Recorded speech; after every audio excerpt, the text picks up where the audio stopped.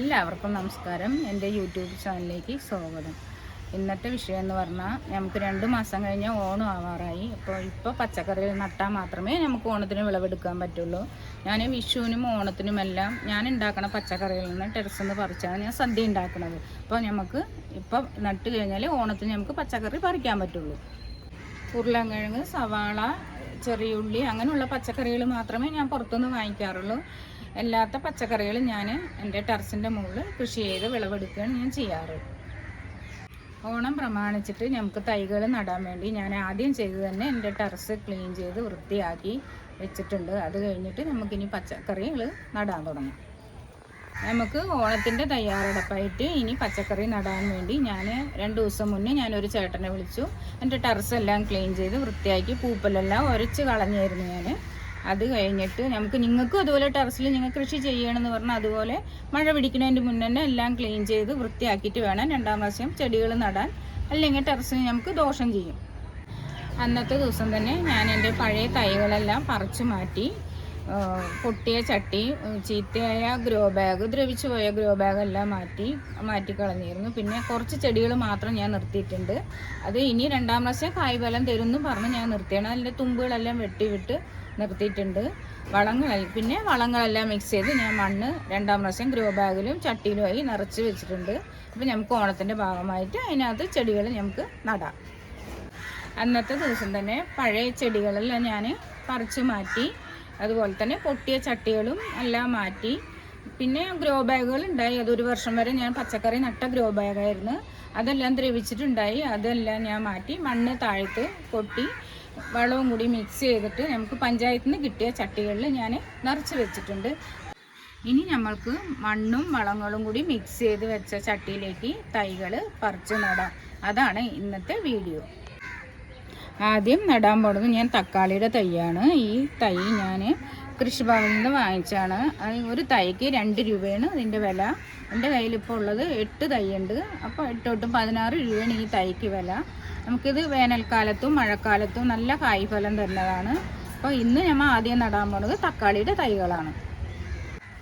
ചട്ടികളിൽ മാത്രമല്ല, ഞാൻ അല്ലാത്ത പാത്രങ്ങളിലും നടാറുണ്ട്. ഇപ്പോൾ ഞാൻ നേരത്തെ ഉപയോഗിച്ച ചട്ടികളിലാണ് ഞാൻ കുമ്മായും ചാണകപ്പൊടി, എല്ലുപൊടി, മണ്ണും ചകിരിച്ചോറും കൂടി മിക്സ് ചെയ്ത് വെച്ച പാത്രത്തിലാണ് ഇനിയിപ്പോൾ തക്കാളി നടാൻ പോണത്.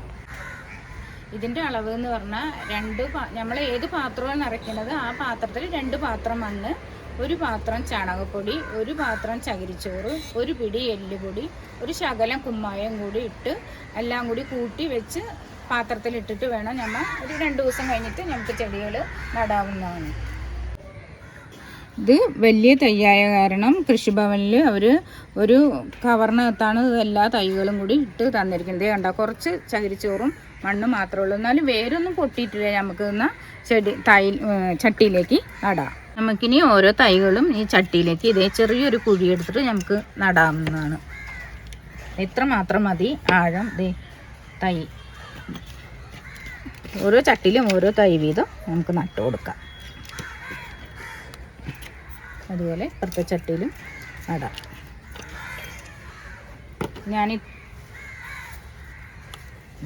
ഈ തയ്യും നമുക്ക് നട്ടു കൊടുക്കാം. ഇത്ര ആഴം മതി. ഒരുപാട് ആഴത്തിൽ കുഴിച്ചിട്ട് നമുക്കത് വളരാൻ ബുദ്ധിമുട്ടായിരിക്കും. അപ്പോൾ കുറച്ച് കുഴികൾ മാത്രം മതി. ശകലം മണ്ണിങ്ങനെ മാറ്റിയിട്ട് ഇതിൻ്റെ നടുക്കിലേക്ക് നമുക്ക് ഈ തൈ നട്ടു കൊടുക്കാം.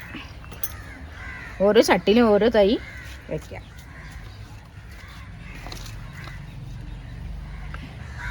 2 തൈ വെച്ചാൽ നമുക്ക് തൈ വളരാനായിട്ട് ഭയങ്കര ബുദ്ധിമുട്ടായിരിക്കും. അപ്പോൾ അത് കാരണം ഓരോ തൈ ഓരോ ചട്ടിയിലും വെച്ച് കൊടുക്കാം. നമുക്കിത് ഇനി നല്ലോണം വേരൊക്കെ പിടിച്ച് 2-3 ഇല വരുമ്പോൾ 10 ദിവസം കൂടുമ്പോൾ നമുക്ക് വളം ചെയ്യാവുന്നതാണ്. ചാണകപ്പൊടിയും എല്ലുപൊടിയും എല്ലാം കൂടി മിക്സ് ചെയ്ത് സൈഡിൽ ഇട്ട് കൊടുക്കുക. പിന്നെ കുറച്ച് മണ്ണും കൂടി ഇട്ട് കൊടുക്കുക.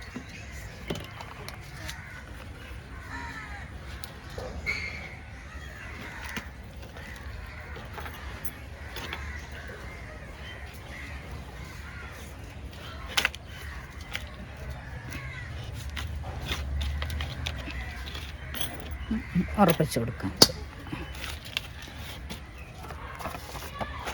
മണ്ണും കൂടി നമുക്ക് കുറച്ച് വെള്ളം തളിച്ച് കൊടുക്കുക. നട്ട് കഴിഞ്ഞതിന് ശേഷം വെള്ളം നമുക്ക് കുറച്ച് തളിച്ച് കൊടുക്കുക. അതിൻ്റെ മുകളിൽ കുറച്ച് എല്ലാ ഭാഗത്തേക്കും തളിച്ച് കൊടുക്കുക.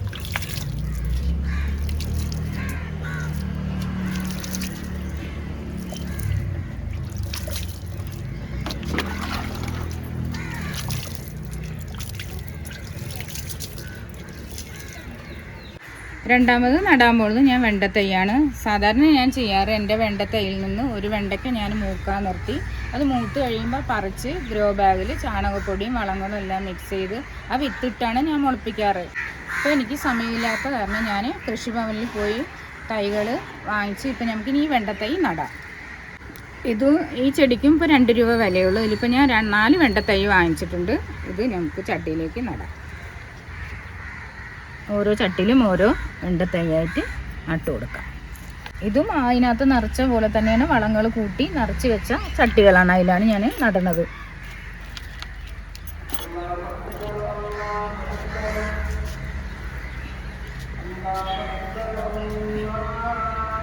ഈ 2 തൈകൾ നടാം. എന്നാൽ ഞാൻ അപ്പോൾ അതിൽ ഓരോ തൈകൾ മാത്രമേ നടന്നുള്ളൂ.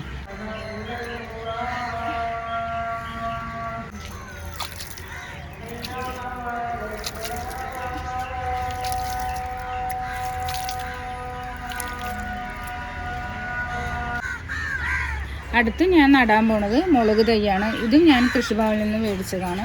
ഇതിനും വില 2 രൂപ മാത്രമേ ഉള്ളൂ. വേനൽക്കാലത്തും മഴക്കാലത്തും നല്ല കായ്ഫലം തരുന്ന ഒരു തൈയാണ് മുളക് തൈ. നമുക്കിനി നടാം.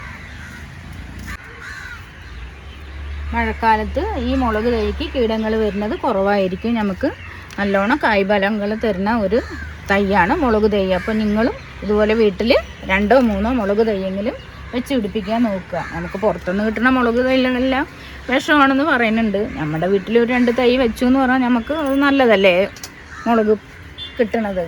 അതുപോലെ നിങ്ങളും ഇതുപോലെ മുളക് തൈ 1 or 2 ഒക്കെ വെച്ച് നോക്കുക എല്ലാവരും.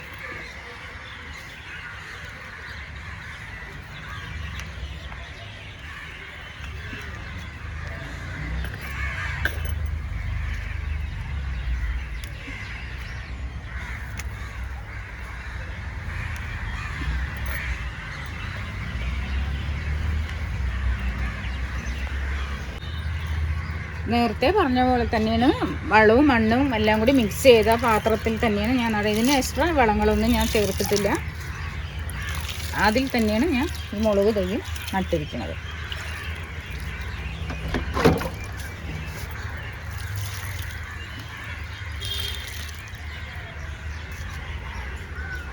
അടുത്തത് നടാൻ പോണത് പാവലിൻ്റെ തൈയാണ്. ഇത് 20 ദിവസം കഴിഞ്ഞ തൈയാണ്. അത് നമുക്ക് നടാൻ ഇപ്പോൾ ഈ നടാൻ പോണത് ഗ്രോ ബാഗിലാണ്. ഇപ്പോൾ വളവും മണ്ണെല്ലാം മിക്സ് ചെയ്ത് വെച്ചേക്കും. നമുക്ക് ഇതിനകത്ത് ഒരു തൈ നടാം.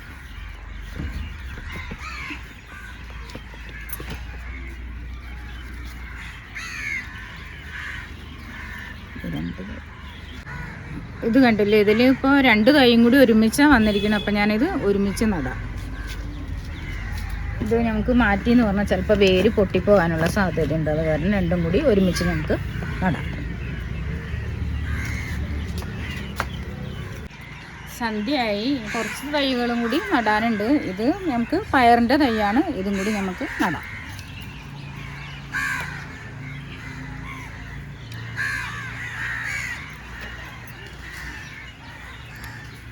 ഓരോ ചട്ടിയിലും ഓരോ തൈകളും നമുക്ക് നട്ടു കൊടുക്കാം.